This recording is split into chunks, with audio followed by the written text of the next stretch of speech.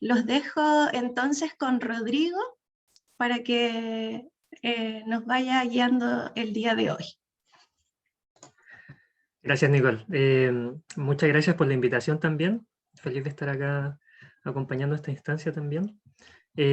Como decía Nicole, si no quieren prender las cámaras está bien. Se entiende también que prender las cámaras es un espacio también privado porque estamos en nuestras casas, entonces también puede ser un poco ahí más complicado. Pero pueden levantar la manito abajo o escribir. Yo voy a estar atento ahí a las preguntas que puedan tener y voy a estar contestando en la medida que vayan apareciendo. Yo preparé una presentación, pero intenté que fuese más o menos breve para que también abriésemos el espacio para la conversación y que habláramos de nuestra experiencia también, cómo nos sentimos quizás ante esta vuelta o esta posible vuelta a lo presencial. Pero vamos a partir con la presentación para ir hilando un poquito las ideas y comentándole un poquito desde dónde podemos trabajar también para disminuir un poquito la ansiedad de la que hablamos. ¿Se ve, cierto? Sí se ve. Ya, bien. Entonces la presentación de hoy es ansiedad ante el desconfinamiento. Lo primero que hay que entender, antes de irnos de lleno a la ansiedad, ¿cierto? Es entender en qué posición estamos. Y estamos en una crisis aún, ¿cierto? Más allá de que quizás algunas personas no quieran ver esto como una crisis, lo es. Pero, ¿qué es una crisis? Es una situación extraordinaria, ¿cierto?, que desestabiliza el equilibrio físico, psicológico, social, económico o ambiental del individuo, en este caso de nosotros, ¿cierto? Y esta pandemia yo creo que ha desestabilizado todos estos campos, tanto el físico, ¿cierto?, como el psicológico, el social también, evidentemente, el económico y el ambiental, ¿cierto? Hay muchas personas que han visto su situación económica deteriorada debido a la pandemia, debido a las restricciones también, los locales en general, por ejemplo. Esto ha generado estrés, ansiedad, ha deteriorado también su sistema psicológico y ustedes saben que como todo está conectado, si lo psicológico falla, lo físico también lo hace eventualmente. Así como si lo físico empieza a fallar, lo psicológico también se ve afectado. Somos como un organismo complejo. Por lo tanto, si uno de estos factores falla, lo demás también se desestabiliza un poco. Así que en eso estamos, en una crisis, ahí intentando aguantar. Y esta crisis pandémica, ¿cierto? Especialmente una que genera confinamiento como la que hemos tenido, y este confinamiento que va y viene, que a veces empezamos en una cuarentena y no sabemos cuánto va a durar, ¿cierto? Pueden ser 2 semanas, puede ser un mes, ¿cierto? Por cierto, ya al parecer estamos pasando esa etapa, pero la tuvimos. También genera algunos síntomas y signos, ¿cierto? Por ejemplo, la labilidad. No sé si han escuchado de la labilidad, pero quizás todos la hemos vivido en algún momento, que son cambios bruscos de ánimo, ¿cierto? De repente estamos bien, nos sentimos súper bien, estamos como en estados más maníacos, que es cuando como que queremos hacer muchas cosas, tenemos mucho ánimo, y de repente, ¡pum!, viene un bajón. Y ese bajón de ánimo lo acompaña una tristeza profunda, un desánimo, etc., etc. Nos vamos moviendo, ¿cierto?, de un extremo al otro. Y eso es normal frente a situaciones de este tipo, donde tenemos que estar muchas veces todo el día en la casa, ¿cierto? Y la casa se transforma en la oficina también. Entonces, ¿dónde está nuestro espacio de esparcimiento? Ya no está. También, obviamente, provoca ansiedad, y la ansiedad tiene mucho que ver con el estrés sostenido. De hecho, lo que hace partir la llama a la ansiedad es el estrés. La ansiedad no aparece gratuitamente. El estrés es el que aparece de nuevo, o sea, aparece primero. También sentimos irritabilidad, por supuesto, que es esta predisposición a enojarnos o a sentimientos de ira o de frustración, ¿cierto? Donde cualquier cosita prende la llamita, andamos como chispitas, ¿cierto? Cualquier cosita enciende ese fuego que nos hace enojar. También está el desánimo, que es perder interés o placer en realizar actividades, ¿cierto? Muchas veces actividades que nos gustaban o que siempre nos gustaron, de repente nos dejan de gustar, nos dejan de provocar ese bienestar. Y es parte del desánimo. También está el insomnio, hay diferentes tipos de insomnio. Está el de conciliación, ¿cierto?, que es cuando nos cuesta quedarnos dormidos o dormidas. El de mantención, que es cuando despertamos mucho en la noche o tenemos ese sueño liviano que uno siente, dice, sabes que dormí pero no descansé, como que estuve muy consciente de mi alrededor. Y también está este insomnio prematuro, que es cuando despertamos muy temprano, ¿cierto?, más allá del sueño que tengamos, como que día sábado o domingo que no tenemos que ir a trabajar y no sé, nos despertamos a las 7 de la mañana sin ninguna razón y no nos podemos volver a quedar dormidos o dormidas. Y eso pasa también, el insomnio debido al estrés, Ustedes saben que estados de hipervigilancia de nuestro cuerpo se dan cuando nuestro cuerpo percibe que existe alguna amenaza, ¿cierto? Sea concreta o no, y especialmente no concreta cuando tiene que ver con la ansiedad, ¿cierto? Uno ni siquiera sabe por qué está como tan activo o activa. Y estos síntomas de hipervigilancia no permiten que el cuerpo duerma porque nuestro cerebro percibe que necesita estar despierto frente a algún estímulo que le pueda hacer daño, entonces se queda ahí, ¿cierto? Mirando el techo. Y también está el embotamiento afectivo, que quizás lo han sentido, que tiene que ver con este no siento nada, ¿cierto? No estoy bien, pero tampoco estoy mal, no me siento triste, pero tampoco estoy feliz. Como que no, me va y me viene, ¿cierto? Lo que me pasa, me va y me viene. Y este embotamiento podría parecer algo bueno para algunas personas, porque ya, bueno, por lo menos no estoy triste y es algo bueno. Pero no, por lo general después de que aparece, viene un sentimiento de tristeza o viene un bajón anímico importante, entonces también es algo que hay que tener en cuenta, es algo normal, que puede pasar y pasa mucho, más en pandemia, más cuando muchas veces pasamos todo el día conectadas o conectados a una pantalla, ¿cierto? Pero no por eso no tenemos que hacerle caso. Todas estas cosas que les he comentado son signos y síntomas, es decir, son maneras que tiene el cuerpo de comunicarnos que algo está pasando, ¿cierto? Que algo se está alterando, que algo no está pasando. Entonces, por lo tanto, hay que hacerles caso.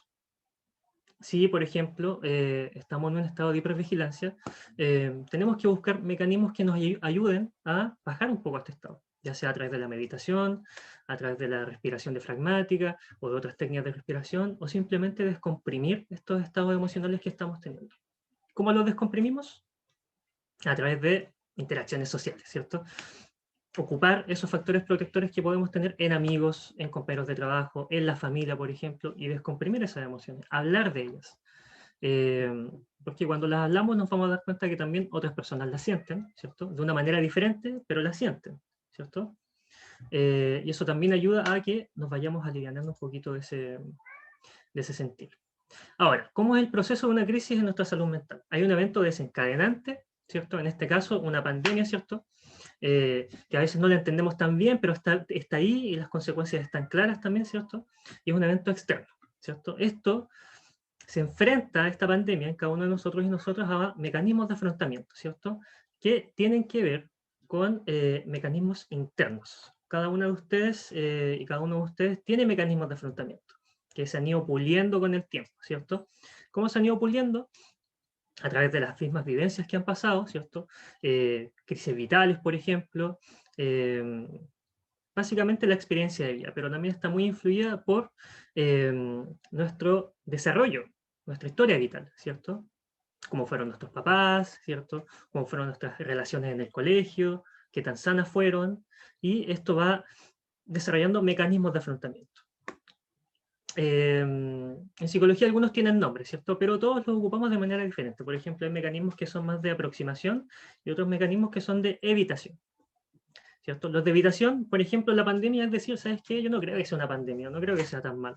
Así que no voy a usar mascarilla porque en realidad yo creo que nos están controlando, en realidad no tiene que ver con eso. Probablemente la pandemia ni siquiera existe. Ese es un mecanismo de evitación, ¿cierto? Porque estamos evitando, o sea, lo estamos así ignorando por completo años de estudio científico y mucha información que hay en este momento acerca de la pandemia, ¿cierto?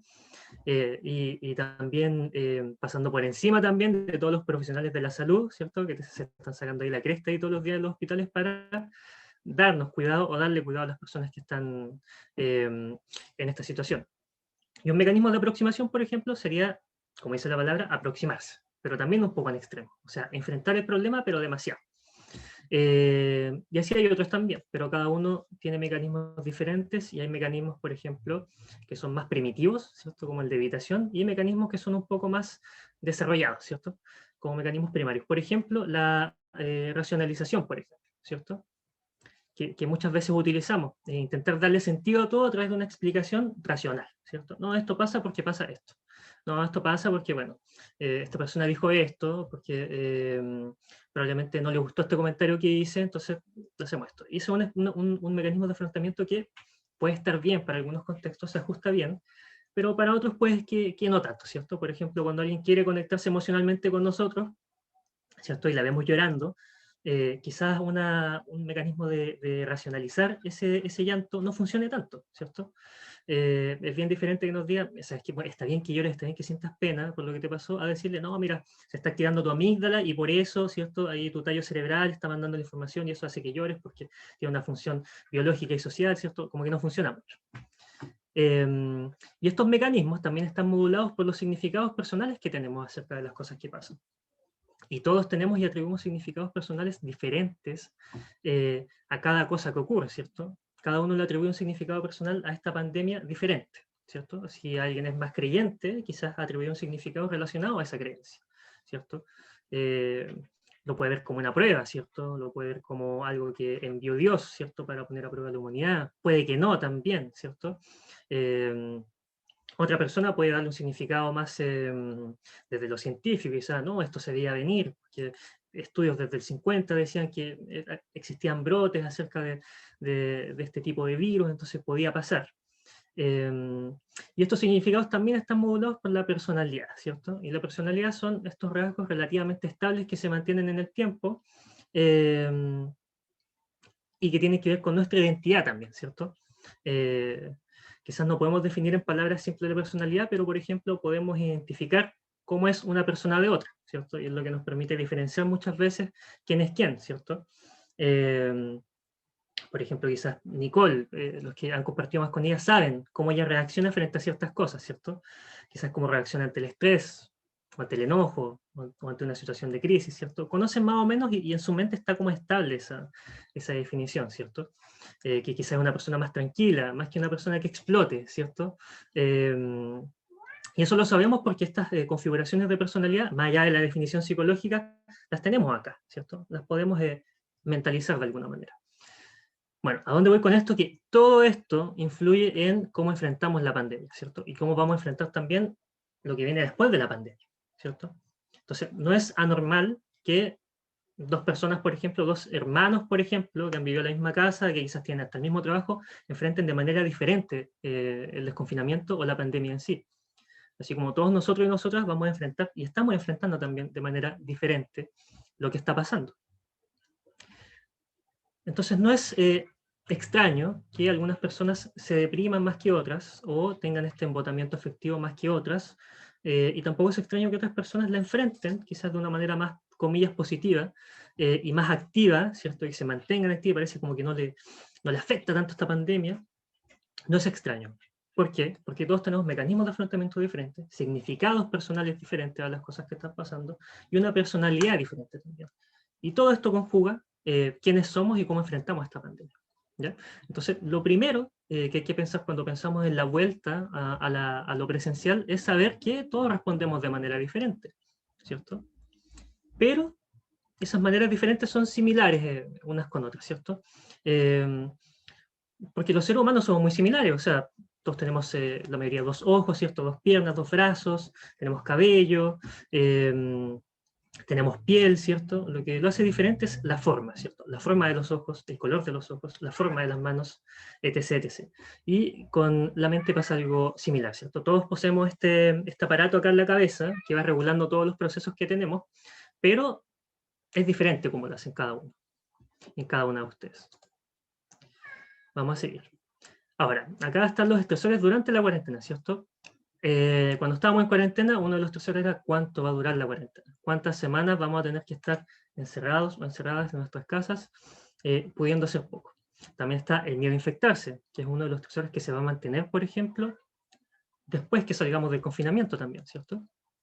Y es un miedo que está bien, ¿cierto? Que nos permite cuidarnos también, pero si se va al extremo, si pivota hacia el extremo de, ¿sabes qué? No quiero salir nunca más de mi casa porque tengo miedo que me pueda infectar. Entonces estamos hablando de un miedo que ya no es tan normal, ¿cierto? Que puede estar relacionado también a alguna agorafobia, por ejemplo, ¿cierto? Que es este miedo de salir o estar en espacios abiertos. También está la frustración y el aburrimiento, obviamente, porque como les comentaba, nuestro lugar de trabajo se convirtió también en nuestra casa, nuestra pieza, nuestro living, ¿cierto? Ya no está ese espacio de esparcimiento. Pero acá hay algo positivo en el desconfinamiento, en que vamos a poder separar nuevamente esos lugares, y cuando salgamos de la pega o de los estudios, ¿cierto? O de la universidad, vamos a poder volver a la casa, que ya no es la oficina, sino que es nuestro espacio donde podemos estar tranquilos o tranquilas. Ahora, los estresores post-cuarentena, ¿cierto? Situación económica, para algunos, el recuperarnos, ¿cierto? A veces de las consecuencias que pudo haber tenido la pandemia. También está el estigma, por ejemplo, si es que alguno se contagió o tiene algún familiar contagiado también, este estigma de, bueno, se contagió. Y también el retomar a lo presencial es un estresor per se. O sea, de por sí es un estresor tener que volver, por ejemplo, a compartir espacios sociales, ¿cierto? Más allá de que se sigan todas las reglas del aforo y todos los protocolos que van a existir, ¿cierto? Más allá de eso, siempre va a estar como es un poco como que se crea una desconfianza de estar con un otro, ¿cierto? Oye, ¿y si está contagiado y no lo sabe, ¿cierto? ¿Y si me contagia? Y eso también es un estresor.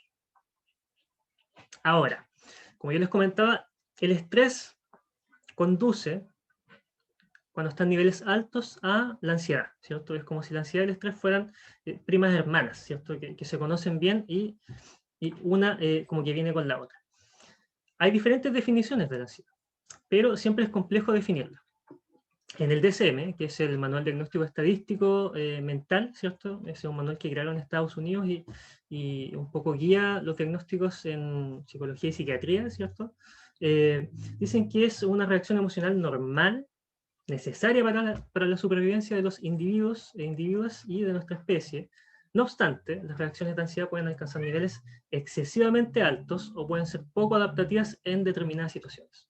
En este caso, la reacción deja de ser normal y se considera patológica, ¿cierto? Ahora, ¿qué es patológico? ¿Cierto? ¿Cómo sabemos cuando una ansiedad se transforma en patológica? Y patológico tiene que ver con lo que constituye enfermedad o es síntoma de ella, ¿cierto? Cuando hay un síntoma relacionado a una enfermedad, ya comienza a ser patológico. ¿Y qué es una enfermedad? Es una alteración leve o grave del funcionamiento normal de un organismo o alguna de sus partes debido a una causa interna o externa, o también a veces hereditaria, ¿cierto? Entonces, cuando tenemos una serie de síntomas que están alterando nuestro organismo o alguna de sus partes, ¿cierto? Debido a una causa interna o externa, estamos hablando de algo patológico. Y es ahí cuando la ansiedad se transforma en algo más patológico. Cuando ya no nos permite ir a trabajar, cuando ya no nos permite tener reuniones sociales, ¿cierto? Cuando ya no nos permite comunicarnos con nuestra familia o hacer las cosas que generalmente nos gustaba hacer. Ahí comenzamos a hablar de una ansiedad patológica. Y es cuando se hace más necesario que nunca pedir ayuda, ¿cierto? O ayuda profesional, para comenzar a bajar estos niveles de ansiedad. Porque como dice acá, la ansiedad es una reacción emocional normal. Y también, junto con normal, necesaria para nuestra supervivencia, ¿cierto? Si no tuviésemos ansiedad, había un psicólogo por ahí que decía que habían dos personas que no tienen o no sienten ansiedad, ¿cierto? Los psicópatas o los sociópatas, que son estas personas que no son capaces de sentir empatía por los demás y devienen este tipo de comportamientos y disfrutan controlando a la gente, y las personas que están muertas, ¿cierto? Todos los demás vivimos con ansiedad, en un nivel u en otro, ¿cierto? No, pero es que yo conozco a esta persona y es capaz de enfrentarse al público sin ningún miedo y como que no se estresa. No, esa persona también siente ansiedad en otros niveles y la controla de otra manera, ¿cierto? ¿Por qué? Porque tiene otros mecanismos de afrontamiento, otros significados personales y otra personalidad también, ¿cierto? Ahora, el hecho de que seamos personas ansiosas o más ansiosas comidas de lo normal tampoco significa que no seamos capaces de modular esa ansiedad. También uno puede aprender a modular la ansiedad, ¿cierto? Y ahí es donde se hace importante la terapia, los espacios terapéuticos, ¿cierto? Pero hacer hincapié en que es una reacción normal y necesaria para nuestra supervivencia, ¿cierto? ¿Cuántas veces nos ha salvado de revisar 2 veces si cerramos la puerta? O cerramos el gas, ¿cierto? O teníamos esta prueba. ¿Habré estudiado para esta prueba? ¿Tengo esta prueba la otra semana? Parece que sí. Ya, ahí está, ¿cierto? La ansiedad como actuando. Hay una definición más holística que encierra todas, que es una sensación de miedo sin objeto concreto, que provoca síntomas físicos y que está relacionada al estrés, ¿cierto? La ansiedad muchas veces la confundimos con el miedo. ¿Y por qué? Porque tiene síntomas muy similares. De hecho, son básicamente los mismos síntomas. Pero, si yo les preguntara que intentaran recordar la última vez que tuvieron miedo, por ejemplo, probablemente sea algún objeto concreto, ¿cierto? Tuve miedo, no sé, a que me atropellara un auto, ¿cierto? Muy aleatorio. Hay un objeto concreto, que es el que me atropella un auto. ¿Cuándo fue la última vez que tuviste ansiedad? Y probablemente sea algo que no es tan concreto. algo que tenga que ver con algo que es más flotante, con un estrés que está más flotante. Y aquí abajo puse una definición práctica que tiene que ver con, por ejemplo, imaginar, no sé, don Pedro, por ejemplo, le tiene miedo a los perros, porque cuando era pequeño lo mordió uno. Entonces, cada vez que va caminando en la calle y ve un perro en la calle, siente miedo. ¿Y ese miedo qué provoca? Que su sistema se active, ¿cierto? Se activa la amígdala, que le manda una señal al hipotálamo, ¿cierto? El hipotálamo genera... y todas estas redes neuronales que traen de nuevo este recuerdo de cuando mordió al perro, activan también su sistema nervioso autónomo, ¿cierto? Donde está el parasimpático y el simpático, y estos sistemas que hacen, aunque no queramos, pero que se llaman autónomos, que se manejan solos, sin pedirnos permiso, le avisan al corazón que necesita mandar más sangre al cuerpo, porque probablemente tenga que pelear o huir, ¿cierto? Entonces, ¿qué hace el corazón? Envía más sangre y más oxígeno a ciertas partes del cuerpo, los brazos y las piernas, por ejemplo, que son en ese momento se transforman en herramientas de combate o de huida, ¿cierto? Pero si manda más sangre allá, le quita sangre a algunos órganos que no son necesarios en ese momento. Por ejemplo, adivinen, el estómago o el sistema digestivo, ¿cierto? Por eso de repente cuando sentimos miedo, uy, como que se nos aprieta la guata, ¿cierto? Porque súbitamente el corazón envía más sangre a los músculos y deja con un poco de menos sangre a el sistema digestivo y gastrointestinal, ¿cierto? Entonces, eso pasa con el miedo. Se acelera el corazón, sentimos esa taquicardia, empezamos a generar esta sudoración, ¿cierto? Nos activamos conductualmente, nos estresamos, la corteza prefrontal se bloquea un poquito, ¿cierto? Porque no es tan necesaria, necesita o peleamos o huimos, es así de fácil. O nos congelamos. Esas tres opciones tiene el cerebro frente a un peligro que crea inminente. Pero con la ansiedad no hay objeto. Ese perro no está afuera, está dentro, lo tenemos dentro. Por eso es tan compleja, ¿cierto? Por eso es tan difícil identificarla, porque muchas veces aparece y no nos damos cuenta. Y también esto a veces conduce a estas crisis de pánico, ¿cierto? Muchos de mis pacientes me dicen, sabes que yo estaba viendo tele y de repente como que sentí que se me aceleró el corazón y empezó la taquicardia y me perdí. Y tuve que salir de ahí, no sé, mi pareja me tuvo que parar, pero nada me podía contener, ¿cierto? Como que empecé a hiperventilar, me mareé, empecé a sudorar, sentía este miedo de que algo me iba a pasar, no sabía qué, ¿cierto? Eso tiene que ver la ansiedad. Porque nuestro cerebro empieza a percibir estos síntomas físicos como algo peligroso. Y eso aumenta estos síntomas ansiosos y de estrés, ¿cierto? Y como les comentaba, ¿qué ayuda mucho a la ansiedad? ¿O de qué se alimenta esta ansiedad que es más patológica? Del estrés. Cuando no lo trabajamos, cuando no hacemos algo con ese estrés, cuando no lo canalizamos o cuando no lo modulamos. No sé si hasta ahí quedan dudas, quizás he hablado mucho, no sé si han levantado la manito por ahí porque no puedo ver las manitos, pero si alguien quiere hacer preguntas, si no, seguimos avanzando. Ya, seguimos avanzando entonces. Ahora, nos vamos a la ansiedad post-confinamiento, ¿cierto? Con este tema de la pandemia se empezó a hablar del síndrome de la cabaña. Quizás lo escucharon ahí en los noticieros, en programas de la tele, ¿cierto? O en la radio del síndrome de la cabaña. Antiguamente, el síndrome de la cabaña decía relación con este malestar a la hora de abandonar un lugar donde una persona ha sido recluida durante un periodo largo de tiempo, ¿sí? Por ejemplo, en Alaska, estos viejitos que viven de la casa y están temporadas completas casi hibernando en la nieve hasta que llega el verano y la nieve se empieza a deshacer y ahí pueden salir, aparecía este síndrome de la cabaña. Y en la pandemia se entiende o se ha entendido que es la ansiedad o miedo de salir del hogar cuando las autoridades sanitarias lo permitan, ¿cierto? También hemos estado como en una cabaña de alguna manera, ¿cierto? Un poco hibernando, cuidándonos, esperando que salga, que se vaya este virus, ¿cierto? Yendo al supermercado, básicamente como ir a cazar, ¿cierto? Ahí, continuamente lavándonos las manos, evitando cierta gente, ¿cierto? Con la mascarilla ahí. También se parece un poco a salir de esta cabaña. Ahora, ¿por qué cuesta tanto? Porque nuestro cerebro siempre va a buscar la mejor manera de adaptarnos frente al medio que tenemos. Entonces, como hemos estado tanto tiempo en este proceso, en esta dinámica de estar en pandemia, de cuidarnos, de tener este miedo, ¿cierto?, a no contagiarnos, nuestro cerebro un poco se sobreadapta a eso. Y una vez que tenemos que salir de nuevo, fuera de nuestra casa, fuera de nuestra cabaña, nuestro cerebro dice, ojo, cuidado, quizás debamos quedarnos en la cabaña, ¿cierto? quizás no sea bueno salir por ahora, ¿cierto? Y empiezan estos síntomas que son un poco más ansiosos, pero que son normales. Como dice acá, por una parte existe el deseo de salir del encierro y por otra está el temor a hacerlo, ¿cierto? Es algo bien paradójico. Y esta paradoja de sentir malestar tanto por permanecer en un espacio físico como por salir de él podría producir una desregulación emocional, cognitiva y física, ¿cierto? Entonces, por eso es importante, primero, validar y reconocer estas emociones que estamos sintiendo y saber que pueden ser normales frente al desconfinamiento, ¿cierto? Porque si no las reconocemos como normales y no las validamos, generamos estrés, ¿cierto? Porque, pucha, no debería sentirme así, ¿cierto? Y eso es otro peso, otra mochila que agregamos a todo lo que está pasando. Entonces, ese es el primer paso. Ahora, ¿cómo bajar estos niveles de ansiedad? Disminuir la exposición. Esto es un consejo que se ha dado desde el principio de la pandemia, ¿cierto?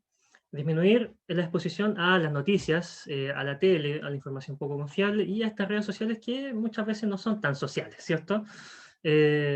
Más que sociales, de repente nos dejan pegados o pegadas viendo videos durante una hora acerca de, no sé, alguna u otra conspiración, ¿cierto? Y esto, más que ayudarnos, genera ansiedad. Entonces, tampoco se trata de dejar en cero la exposición ante las noticias. Está bien estar informados e informadas, ¿cierto? Pero quizás en horarios breves, donde podamos conocer algunas cosas o ver cómo, en qué estado está el país, ¿cierto? Pero disminuir esta exposición, no tenerla de más. Mantenerse conectado o conectada virtualmente y físicamente en la medida de lo posible, ¿cierto? Es importantísimo que seamos capaces de mantener las interacciones sociales. Somos seres sociales, o sea, son millones de años de evolución para que podamos ser seres sociales. Y eso no es algo gratuito. Entonces, cuando perdemos estas interacciones sociales, nuestro cerebro de alguna manera también se empieza no sé si atrofiar, pero empieza como a perder este ejercicio un poco y eso también genera síntomas que tienen que ver a veces con la ansiedad o síntomas más depresivos también. Entonces, buscar espacios donde nos podamos conectar, como este, por ejemplo, que es un espacio también importante para que podamos tener estas interacciones. O sea, más allá de que me estén escuchando, también un espacio donde ustedes pueden hablar o preguntar, ¿cierto? Como al final de la sesión, y también es un espacio social, ¿cierto? Y también buscar o mantener pasatiempo. Quizás ahora la pandemia, una de las cosas positivas es que nos permitió encontrar pasatiempos en nuestra casa, ¿cierto? Tengo muchas amigas y amigos que comenzaron a coleccionar plantas y tienen todo un jardín ahora en el patio de plantas que nunca habían tenido tiempo de tener porque no estaban en la casa para regarlas, cuidarlas, ¿cierto? Y ahora tienen de todo, ¿sí? Desde melisa hasta flores ahí, no sé, tienen de todo. Yo los envidio. Pero también podemos mantener esos pasatiempos. También es importante mantenerlos porque más allá de que la pandemia nos haya empujado a vivir de cierta manera, también aprendimos y podemos sacar algo positivo de eso, ¿cierto? También nos acercamos más a nuestras familias, ¿cierto? A los que tienen hijos o hijas. Más allá de que el colegio también sea algo estresante de por sí, ¿cierto? Tener que cumplir, el tener que estar ahí. También nos dio ese espacio. También nos dio ese espacio de encontrar otros pasatiempos, nos mostró que lo virtual tampoco es tan malo, ¿cierto? De que si no nos podemos reunir de manera presencial, lo podemos hacer en Zoom o en Meet. También nos brindó o entregó ciertas herramientas. También está el generar tolerancia, ¿cierto? Que es siempre buscar la solución o percibir las amenazas de otra manera, ¿cierto? No percibirlas inmediatamente con un pensamiento automático de esto me va a hacer daño, ¿cierto? La flexibilidad, que tiene que ver también con la flexibilidad psicológica, ¿cierto? De poder adaptar ciertos comportamientos o mecanismos de afrontamiento que están un poco más automáticos, ¿cierto? Como les decía, que tienen que ver con la evitación. Entonces, en vez de evitar, intentar procesar estas emociones y modularlas de una manera que sea más positiva, quizás que no sea tan disruptiva. También está el autocontrol y el autoconocimiento, ¿cierto? Más importante, el autoconocimiento. Porque si no sabemos y no aprendemos cómo reaccionamos ante las cosas y por qué lo hacemos, no vamos a poder cambiarlo, si es que quisiéramos cambiarlo, ¿cierto? Si es que esos comportamientos están generando más estrés del que deberían. Siguiendo acá.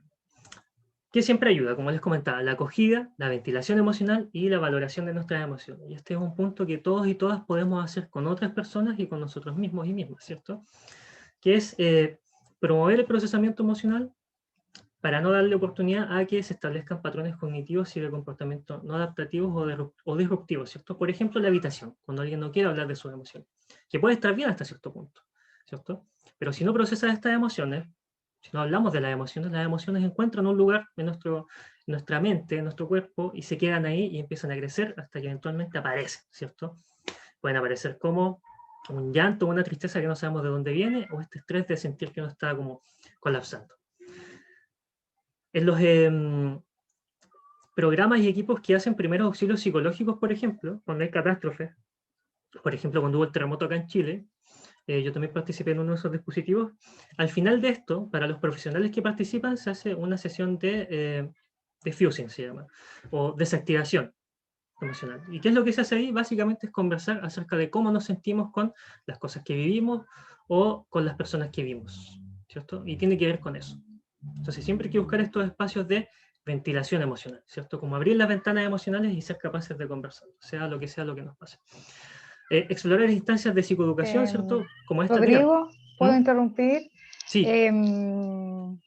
Interesante esto de la ventilación emocional, qué bonito, no lo había escuchado. Y Rodrigo, si nos puedes dar más ejemplos, porque hablaste de la evitación. ¿Algún otro ejemplo de comportamiento no adaptativo disruptivo? Está, por ejemplo, la evitación, está la negación también, que tiene que ver con la evitación también. Hay mecanismos que tienen que ver con significados personales que le damos a la pandemia, que, por ejemplo, en este caso la pandemia, que no tienen mucho que ver con la realidad en sí, ¿cierto? Que es, por ejemplo, pensar que esto en realidad es una conspiración, que puede estar bien hasta cierto punto, ¿cierto? Pero que en realidad es una conspiración y le damos un sentido que es racional, entre comillas, pero que está indudablemente conectado a un espacio emocional, ¿cierto? Ahora, estos puntos de mecanismos de afrontamiento también lo voy a ver en otra diapo un poquito más adelante, Mónica, así que lo vamos a ver en profundidad porque ahí también voy a hablar sobre cómo restablecer un poco esta modulación de mecanismos de afrontamiento. Bien breve, antes de que se me vaya el tiempo, favorecer y privilegiar la información concisa y clara, ¿cierto? O sea, crearle a las páginas que sean más confiables y evaluarla e identificar la presencia de creencias irracionales o desadaptativas, así como miedos que mantienen las preocupaciones de malestar. Como por ejemplo pensar que esta pandemia nos va a matar a todos y a todas, ¿cierto? Ese es un pensamiento irracional, ¿cierto? Porque, bueno, existen las vacunas, los casos están bajando, hay países donde ya ni siquiera están usando mascarillas, entonces está la posibilidad de que salgamos de esta pandemia, ¿cierto? No vamos a salir gratis de esta pandemia, hubieron costos, ¿cierto? Hubieron vidas que se perdieron, pero vamos a salir eventualmente de esta pandemia. Normalizar las emociones, como les comentaba, normalizar respuestas fisiológicas, es normal que de repente sintamos un poco más mareados, un poco más mareadas, esta hiperventilación, esta hipervigilancia, que pasa mucho con el estrés, que siempre estar activo, ¿cierto? No me puedo relajar, intento como acostarme, ver una serie, pero no me puedo relajar, como que estoy constantemente pensando en el trabajo, en la prueba, etc. Y en la noche, cuando llega la noche, ahí estoy, viendo el techo de mi pieza, ¿cierto? Pero estamos en un estado de hipervigilancia. Entonces, lo primero es normalizar esas respuestas y después trabajarlas. Tener un papel activo en la gestión y manejo del malestar y la indefensión, ¿cierto? Somos agentes activos dentro de las cosas que nos pasan. No somos agentes pasivos. Siempre hacemos algo frente a lo que nos pasa. El hecho de que sintamos emociones es por eso. No somos agentes pasivos. Y hay que tener claro que no es fácil, pero sí es posible. ¿Ya? Siempre es posible modular o responder de otra manera frente a las cosas que nos están pasando. Ahora, para ir empezando a hablar del tema que me está preguntando la señora Mónica, todos tenemos y todas tenemos ventanas de tolerancia, ¿ya? Todas y todos. Y todas esas ventanas son diferentes, ¿cierto? Esta ventana de tolerancia en que se pueden procesar intensidades de activación emocional sin interrumpir el funcionamiento del sistema, ¿cierto? Por ejemplo, quizás la señora Mónica está tapada en pega, pero aún así su funcionamiento emocional o del sistema no se interrumpe, ¿cierto? Ella es capaz de seguir teniendo reuniones, tener estos espacios, es capaz porque está dentro de sus ventanas de tolerancia, ¿cierto? Pero estas ventanas tienen un límite, ¿cierto? Quizás mi límite, por ejemplo, tiene que ver con lo que le pase a mi familia o con tener, no sé, demasiadas actividades que hacer, no es mi caso, pero quizás demasiadas actividades que hacer podrían salirme de mi ventana de tolerancia, ¿cierto? Y esas ventanas también tienen que ver con los patrones de funcionamiento en cuanto a cómo respondemos a las cosas que nos pasan y cómo las vivimos también, ¿cierto? Por ejemplo, una persona introvertida, que no tiene que ver con una persona tímida, una persona introvertida es aquella que su mundo está dirigido más hacia el interior, ¿cierto? Y no tiene que ver con ser tímido. Una persona extrovertida, su mundo está dirigido más al exterior, y probablemente se nota, ¿cierto? Una persona que está siempre hablando ahí, tirando chistes, tallas, hablando más fuerte, etc. Entonces, una persona introvertida, su ventana de tolerancia va a ser más pequeña en cuanto a soportar espacios donde la gente grite, o hable demasiado de sus emociones, o genere como más,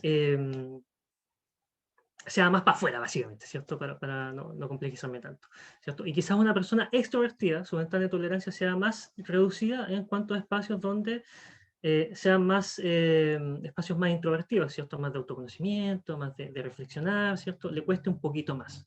Pero todos tenemos ventanas de tolerancia y estas se pueden regular también, se pueden ensanchar un poquito para que las cosas que pasan seamos capaces de tolerarlas, ¿cierto? Y que no se interrumpa el funcionamiento de nuestro sistema y de las cosas que hacemos.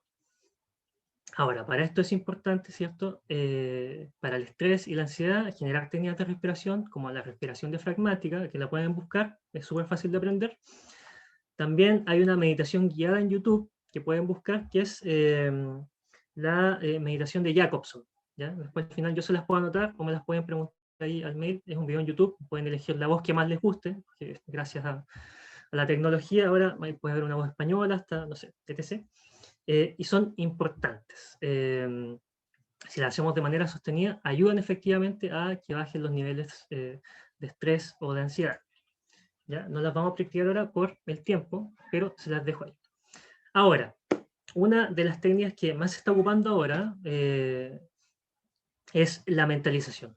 ¿Ya? ¿Y qué es la mentalización? No es nada nuevo ni nada novedoso porque tiene que ver con la actividad imaginativa, de hacer sentido del comportamiento de uno mismo y de los demás con referencia a estados intencionales actuales. ¿Ya? No tiene nada de novedoso porque es algo que hacemos a diario, ¿cierto? Por ejemplo, si yo veo a alguien, veo a un niñito en la calle, ¿cierto? Que está con un juguete de Superman que le falta un brazo y veo al niñito llorando, ¿cierto? ¿Qué va a hacer mi mente inmediatamente? Mentalizar al niño, ¿cierto? Atribuir al estado emocional una intención. Ah, quizás está llorando porque se le rompió el juguete, ¿cierto? Atribuimos un estado mental a ese niño, ¿cierto? ¿De qué nos ayuda a mentalizar? También ayuda como mecanismo de afrontamiento del estrés porque, por ejemplo, si yo voy en la calle manejando y se me cruza una moto, ¿cierto? Un Uber, estos rapis que llegan y se cruzan, y casi me choca, tengo dos opciones, ¿cierto? O me enojo y empiezo ahí a gritar dentro del auto y tal por cual, etc., etc., o también puedo mentalizar a esta persona. Bueno, quizá esta persona se cruzó porque tiene que cumplir con un horario, porque le pagan a través de si llego o no a la hora, entonces, bueno, pasó. Y esa emoción, ese enojo, ya no me lo llevo a la casa, no me lo llevo al auto, dejo que se vaya, ¿cierto? Con esta moto y lo dejo pasar, ¿cierto? Entonces, no se trata de validar estos comportamientos que quizás pueden estar mal, se trata de entenderlos para canalizarlos mejor en nosotros y nosotras, ¿cierto? Para que no generen estados que estén fuera de nuestra ventana de tolerancia. Sí, por eso es importante mentalizar. Ahora, acá está lo que me preguntaba la señora Mónica, ¿cierto? Son indicaciones de trabajo para personas que tienen trastorno límite de personalidad. No sé si conocen ese trastorno. Pero es un trastorno que tiene que ver con estados de ánimo, comportamiento y relaciones que son inestables, ¿cierto? No se conoce con exactitud la causa del trastorno límite, hay teorías, no nos vamos a alargar ahí, pero el diagnóstico suele estar basado en los síntomas. Síntomas como, por ejemplo, un miedo intenso al abandono, y como el nombre lo dice, trastorno límite, se mueven de un límite a otro. O sea, no hay blanco y negro. O me quieres o no me quieres, ¿cierto? O te caigo bien o te caigo mal. No hay matices, ¿cierto? Me dijiste esto porque te cayó mal lo que te dije, ¿cierto? No hay un mentalizar, no hay un pensar en, bueno, quizás la persona tuvo un mal día y por eso me dijo esto, ¿cierto? Inmediatamente afloran estas emociones de ira, de enojo o de tristeza profunda. Y eso genera obviamente dificultades en las relaciones sociales e impulsividad. Ahora, ¿por qué nos sirve esto a todos? Porque muchas veces también cuando estamos estresados o estresadas o con ansiedad también caemos en esto. Como ven acá tenemos ¿cierto? Dos límites, ¿cierto? Está una reacción explícita y controlada y una reacción implícita y automática, ¿cierto? Ese enojo que sentimos a veces inmediatamente con alguien es una reacción implícita y automática, ¿cierto? Pucha, ¿por qué me puso esta nota? ¿Cierto? O ¿por qué, no sé, si uno es profe, ¿por qué este alumno no me entregó el trabajo? Uno se enoja inmediatamente. Pero si lo modula, pues esa está basada en impresiones, lo puede controlar y hacerlo más explícito, ¿cierto? Mentalizar. Bueno, quizás pasó esto, ¿cierto? Quizás esto llevó a que pasara esto. Por eso está pensando en esto. También está una reacción externamente focalizada y una reacción internamente focalizada. La externamente focalizada tiene que ver con la apariencia de lo que nos dicen o hacen o cómo se ve alguien, ¿cierto? Esta persona se ve enojada. Probablemente esté enojada conmigo. Quizás no tenga nada que ver con eso, ¿cierto? Pero esa percepción hace que nos estresemos. Hace que tengamos otra reacción también frente a lo que está pasando a esa persona. Por lo tanto, tenemos que buscar una reacción más de inferencia, ¿cierto? Que esté internamente focalizada. Entender ese estado mental o emocional, tanto de nosotros o nosotras como de la persona que tenemos al lado, ¿cierto? Y eso nos va a ayudar también a procesar de manera diferente lo que está pasando. También está una reacción más afectiva, con proposiciones de sí mismo o sí misma, que tiene relación con el afecto, y una más cognitiva, que tiene que ver con proposiciones de la gente y de la actitud, ¿cierto? Las personas que tienen este trastorno límite tienen certeza de sus emociones, por ejemplo. No, yo estoy enojada, ¿cierto? O estoy triste, ¿cierto? Pero muchas veces eso no es tan así. Ese enojo muchas veces tiene que ver con una pena, por ejemplo, o con una tristeza, ¿cierto? Y en la medida que no lo hagan consciente, van a seguir convencidas o convencidos de que es un enojo y van a actuar como tal. Convencidos también de que el mundo está enojado, ¿cierto? Si yo estoy enojado, los demás también están enojados. Hacen una generalización. Y también está esta reacción que tiene que ver con una creencia y deseo y un sistema inhibitorio de la corteza prefrontal parietal media. Suena complejo, pero no es tan complejo. Y una imitativa que tiene que ver con un sistema frontoparental de las neuronas espejo. ¿Por qué? Porque las emociones a veces también se contagian, ¿cierto? Si nos encontramos con alguien que está enojado o enojada, ya sea en clases o en un, no sé, vamos al banco y la que nos atiende o el que nos atiende está como enojado y nos trata mal, como eso también nos enoja, ¿cierto? Pues nuestro sistema frontoparietal, que tiene que ver con las neuronas espejos, imita ese comportamiento de alguna manera, ese contagio emocional. Entonces, para eso tenemos que aumentar la autonomía y, como en la corteza prefrontal está el sistema inhibitorio de las conductas, utilizarlo, inhibir esa conducta y ser más autónomos y autónomas con nuestras propias emociones, ¿cierto? Yo decido cómo me voy a sentir respecto a esto, ¿cierto? Ese enojo no me va a contagiar, ¿cierto? No me voy a impregnar de ese enojo que está sintiendo la persona. ¿Ya? Entonces, la idea es que nos movamos de acá a una modulación más centrada, ¿cierto? Que seamos capaces de ser más conscientes de lo que estamos sintiendo y de lo que están sintiendo los demás también. Y eso nos va a ayudar en la práctica a que también el estrés o la ansiedad vayan bajando o disminuyendo, ¿cierto? Porque este percibir el entorno como algo peligroso que nos puede dañar ya no va a ser tan así. Entonces la ansiedad no va a tener de qué alimentarse. Y al no tener de qué alimentarse va a volver a estos niveles que son más normales, entre comillas, ¿cierto? Que nos permiten seguir funcionando y están dentro de nuestras ventanas de tolerancia. Hasta ahí. No sé si tienen dudas o comentarios o preguntas o sugerencias o quejas, lo que ustedes quieran. Sí, estaba pensando, Rodrigo, que durante este periodo de un año y medio, dos reflexiones. Una de la interacción física que tú decías. El volver a ese, porque hemos mantenido la interacción virtual. En eso nos hemos afirmado, ¿cierto? Para las relaciones también de amistad y para las laborales, pero volver a la interacción física, yo me pregunto qué nos depara ese proceso.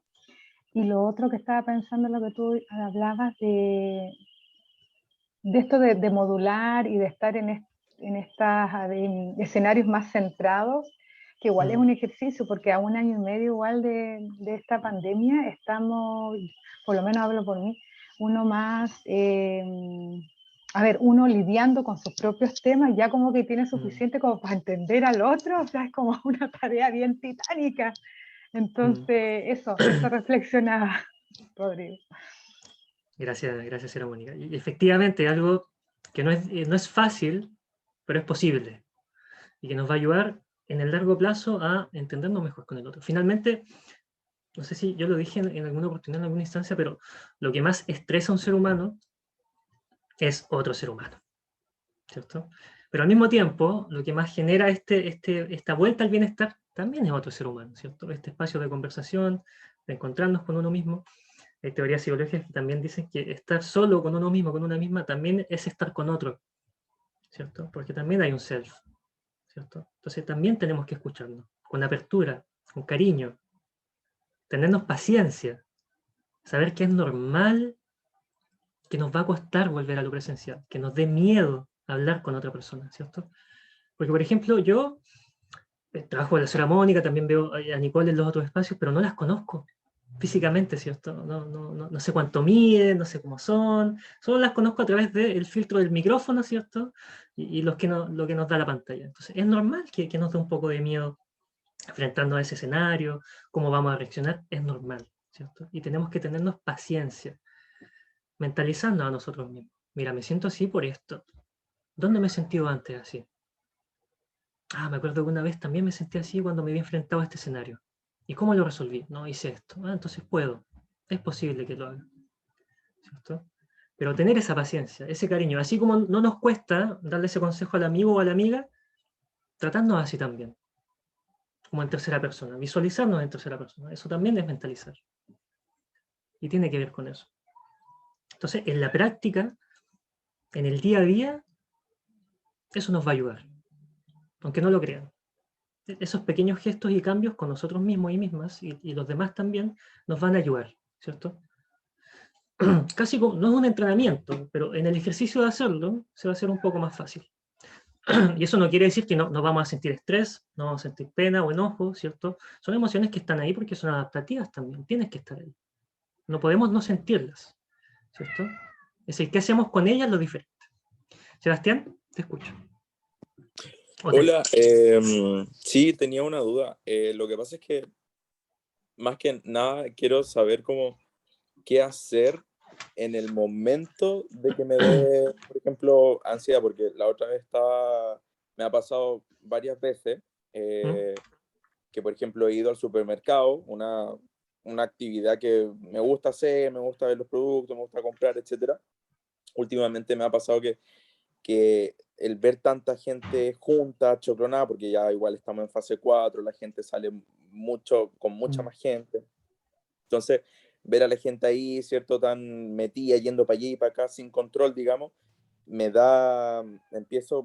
transpiran un poco las manos, ¿cierto? Las aprieto, me siento un poco esa sensación como la que te da cuando uno se va como a desmayar, que la cabeza está como liviana, etc. Bueno, me ha ocurrido eso en el supermercado, en otros lados igual, en el centro también, que es la calle, digamos que no es un lugar cerrado.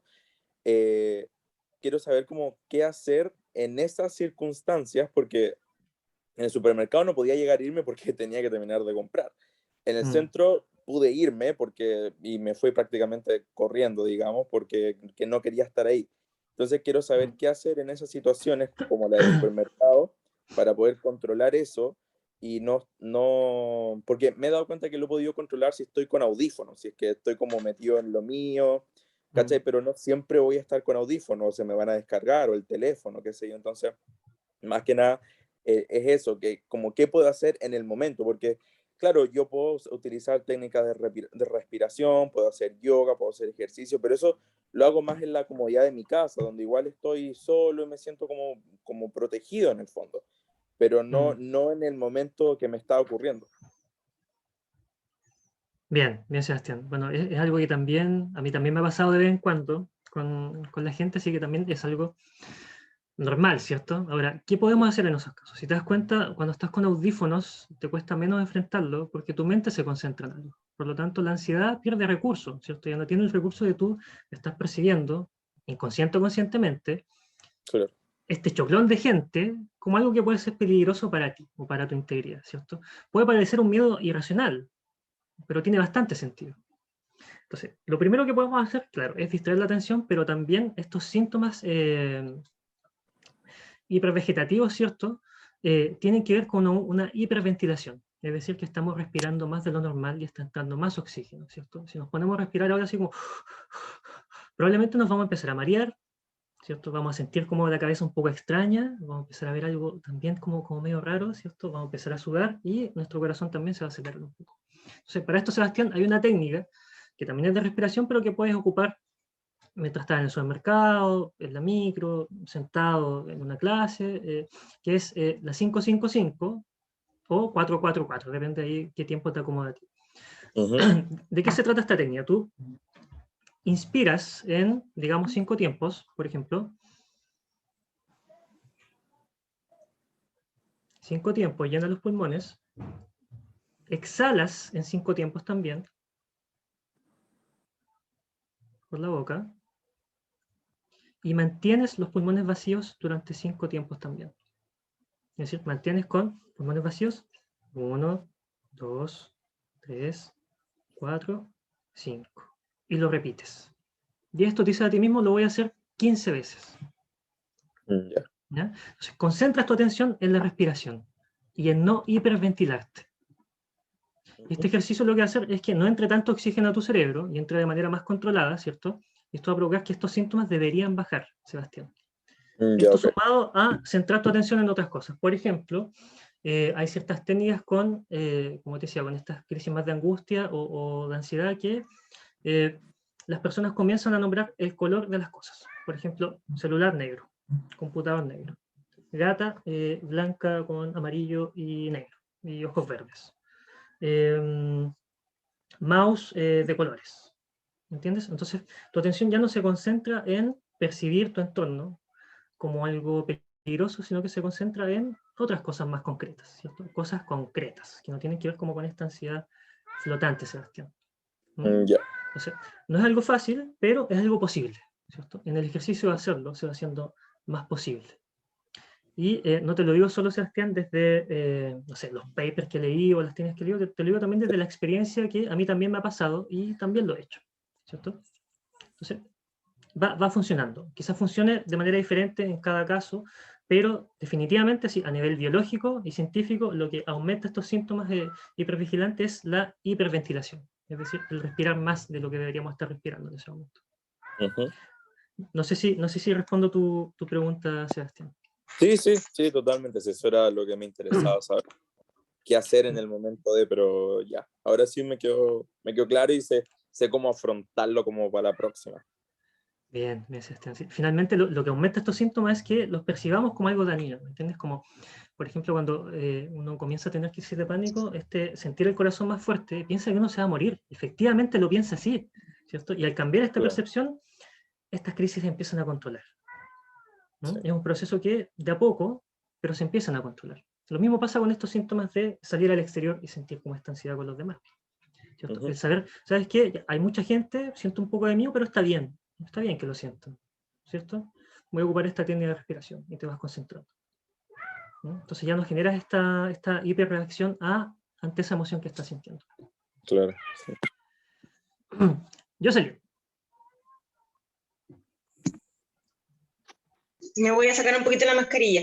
No, le quería también preguntar que, bueno, a lo contrario de Sebastián, a mí me pasa en la noche. Lo que pasa es que yo estoy desde acá de manera presencial en el centro de salud y llega un momento en que ya como que donde paso sola acá, como que me siento como angustiada también y me dan ganas como salir arrancando. Y como que mi este de escape es como salir a mirar a la puerta del centro de salud. Y de hecho yo le he contado a la jefa que también mi temor es de cuando se empieza a hacer como oscuro, ya de estar de las 5:30, 6, yo trato de salir antes de ese horario de acá porque me da temor y como angustia o ansiedad de que algo me pueda pasar, no sé, aunque sé que aquí hay guardia y estamos protegidos, pero eso me pasa. Y ese tema de la respiración, yo también se lo escuché a una amiga que va al psicólogo, a mí me han recomendado mucho que vaya al psicólogo, pero nunca he ido. Y me recomendaron ese tema de la respiración también, que en realidad me funciona, porque a mí me pasa que cuando yo llego a mi casa, después todo el día del trabajo, en la noche, como es a de las 11, 11:30, cuando mi cuerpo como que ya no da más, me empiezo a sentir así como mareada, como con una fatiga súper rara, como náuseas. Y empiezo a practicar ese tema de la respiración de 4x4, yo lo hago, y en realidad funciona, y así yo me quedo dormida y me duermo así como súper bien. No tenía idea de que ese tema de la respiración va mucho con el tema de la angustia, de la ansiedad de uno, que se ha mencionado en todo este tiempo pandémico en realidad, y es como que el mismo cuerpo te dice de que uno tiene que parar un rato y descansar, porque uno pasa trabajando todo el día, llega a su casa, sigue trabajando porque hay que hacer las cosas de la casa, pero después cuando uno está en reposo, como que el cuerpo te empieza a reaccionar y uno dice, ya, en realidad tengo que dormir y dejar de pensar. Y yo practico ese tema de la respiración, en realidad ayuda demasiado.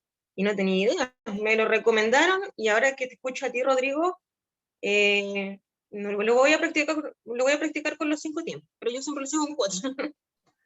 Eso sí. Me pasa. el tiempo que te acomode, porque esos 5 tiempos no necesariamente son 5 segundos, ¿no? La idea es normalizar la respiración, porque muchas veces no somos conscientes de cómo estamos respirando, más aún en situaciones de estrés. ¿Por qué? Porque, como les comentaba, la corteza prefrontal se bloquea un poquito, ¿cierto? Ya no está pensando casi racional o conscientemente, ¿cierto? Está preocupada de esa amenaza, que muchas veces no es como concreta, ¿cierto? Como lo que te pasa a ti, Jocelyn. Y tiene mucho sentido porque estás casi sola la mayor parte del día, ¿cierto? Entonces, es casi como una claustrofobia, ¿me entiendes? Sí, Eh, a esa hora de que cuando se empieza a hacer como oscuro, yo quiero como salir de acá porque oscuridad y soledad, como que le temo a eso. Exactamente, entonces es totalmente normal, pues, Jocelyn, ¿me entiendes? Pero, por ejemplo, el miedo a esa emoción lo va a potenciar. Entonces, por eso lo primero que hay que hacer es validar y conocer esas emociones, ¿cierto? Como les comentaba, la base un poco de la ansiedad también es esta hipervigilancia y esta hiperventilación, que va aumentando estos síntomas físicos, ¿cierto? Y como son físicos, uno los nota más. Y al notarlos más miedo le da, ¿cierto? Algo está pasando, ¿cierto? No estoy bien. Bueno, pero también es una señal, algo está pasando ahí. Por eso la terapia es buena, porque abre ese espacio en un ambiente seguro, donde podemos expresar qué estamos sintiendo y conocer un poco quizás de dónde viene esto y cómo estamos actuando frente a esto, ¿no? O sea, bien, bien, Jocelyn, gracias por tu experiencia y si funcionan 4 tiempos para ti, que sean 4 tiempos. ¿No? Ya, gracias. Bien, de nada. No sé si hay más preguntas por ahí, porque me parece que estamos en el tiempo, Nicole. Sí, estamos ya cercanos al tiempo de término. Ya, bien, no sé si hay más preguntas por ahí.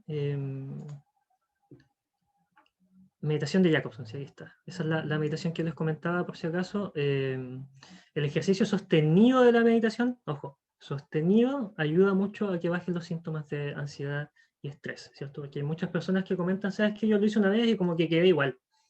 No, claro, porque tiene que ser sostenido. Como todo en la vida, hay que ser constante, ¿cierto? Tener un poco de disciplina también. Ahora, yo les tenía un ejercicio que tenía que ver con la reestructuración cognitiva, pero es un poco, quizás igual me alarga un poquito, entonces quizás lo podríamos dejar para otra ocasión y abrir el espacio a las preguntas mejor, si es que quedan preguntas, para no excederme tampoco con el tiempo. O comentarios, lo que ustedes quieran decir.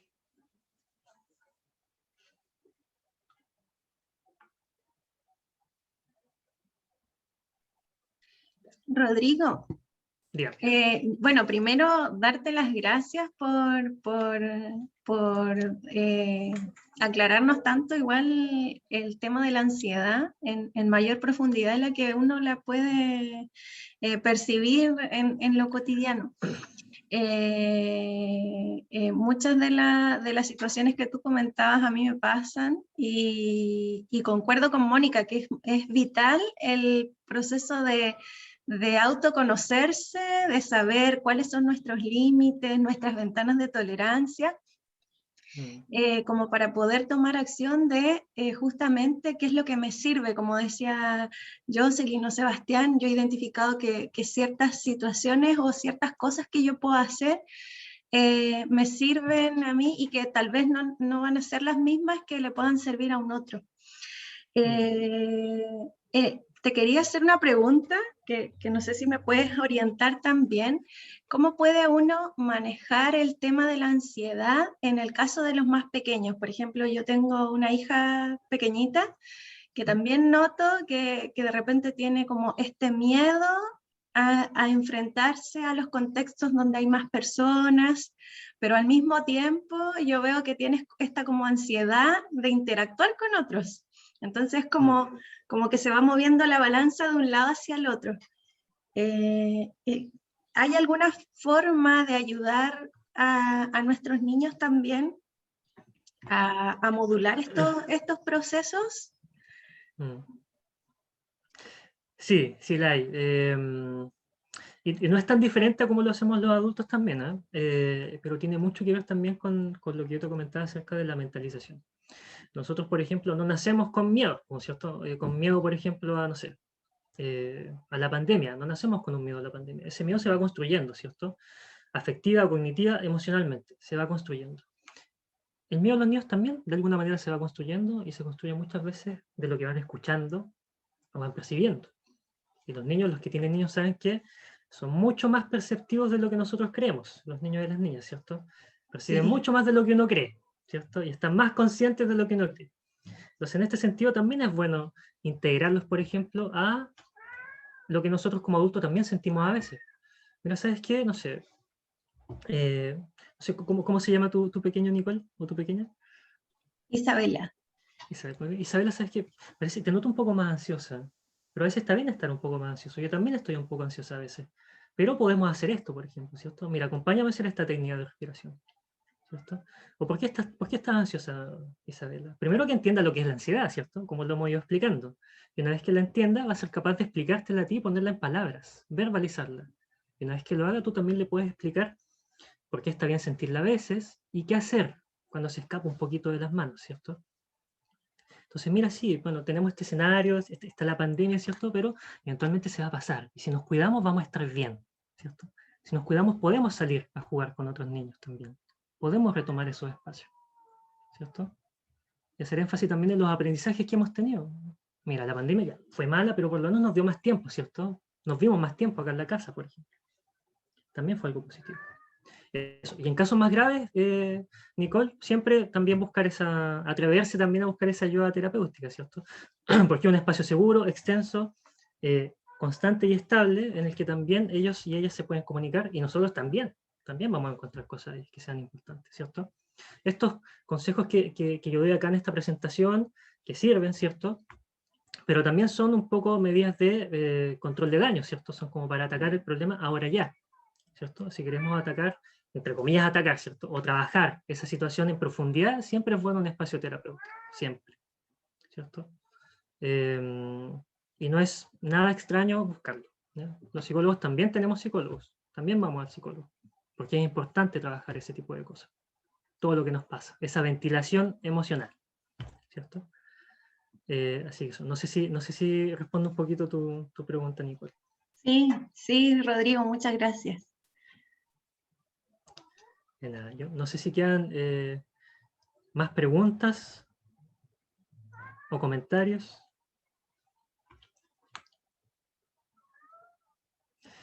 Me parece que no. Y como estamos un poquito en el tiempo, bueno, aprovechar de agradecer nuevamente a Nicole la invitación. Gracias por estar acá en este espacio, por haberme escuchado. Espero no haberles aburrido mucho o haberme puesto muy denso ahí con lo que expuse. Voy a hacer un poquito acá. Ya, me quedan algunas diapositivas. Pero acá está mi correo, así que cualquier duda también me la pueden hacer llegar al correo. Yo, en la medida de lo posible, les voy a contestar, ¿cierto? Bueno, está mi número en caso de cualquier cosa. Si hay estudiantes por ahí, también pueden pedir hora con el Centro de Salud Estudiantil. Está por ahí toda esa información. Así que no tengan miedo de ventilar sus emociones, ¿cierto? De descomprimirlas también, de ayudarnos unos a otros y de automentalizarnos y mentalizar a los demás. Y con cariño, con paciencia, ¿no? Así que eso, nuevamente gracias por el espacio y ahí nos estaremos viendo en otra ocasión.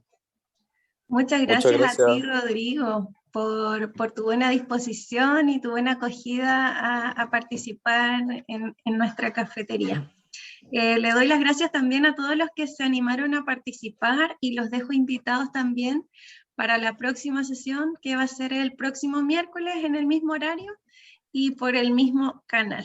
Que tengan todos una muy bonita mañana y nos vemos en otra oportunidad. Adiós, Gracias a todos. que estén bien.